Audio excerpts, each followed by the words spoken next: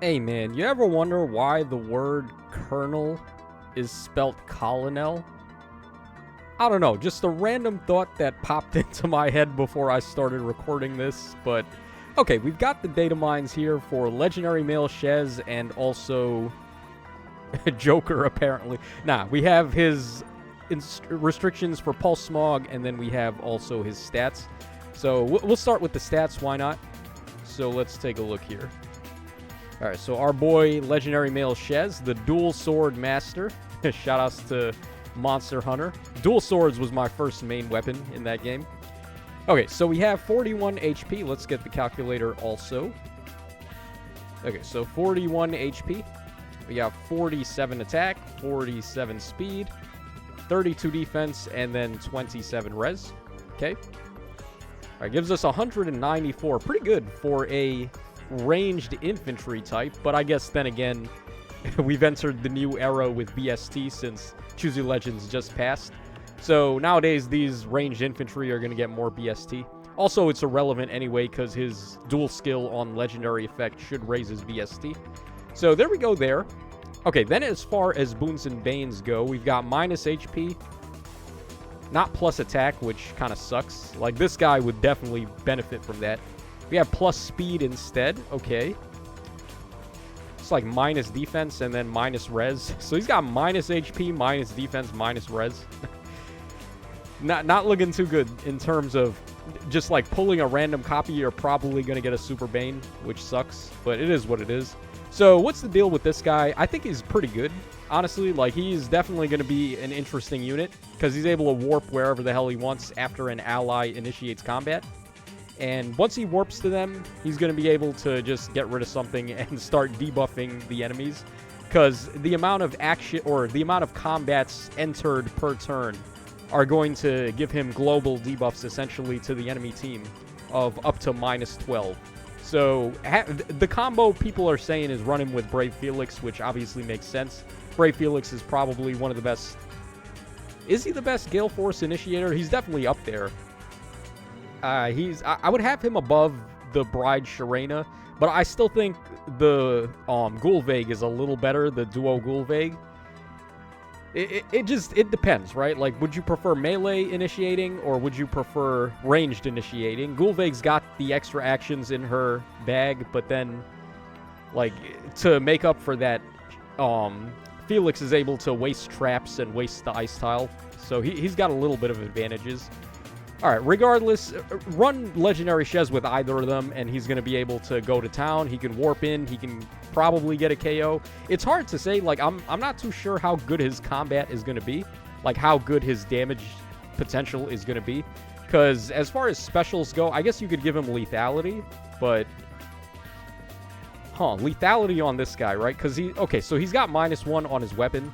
You could give him Marthring, but Marthring kind of sucks on him because he has a brave attack. So you would be getting -8 damage on special. Yeah, maybe not lethality. Maybe you want to run something close, like something easier to activate. But then what would it be? I don't know at the moment. We need some more of those non-pierceable DR specials for the other types. Like how we have Beast Roar, or what is it, Fierce Beast, or whatever it is, Dragon's Roar, Curved Shot. We need those for all of the rest of the weapon types, like tomes and daggers and stuff. Once they get that, then we'll talk.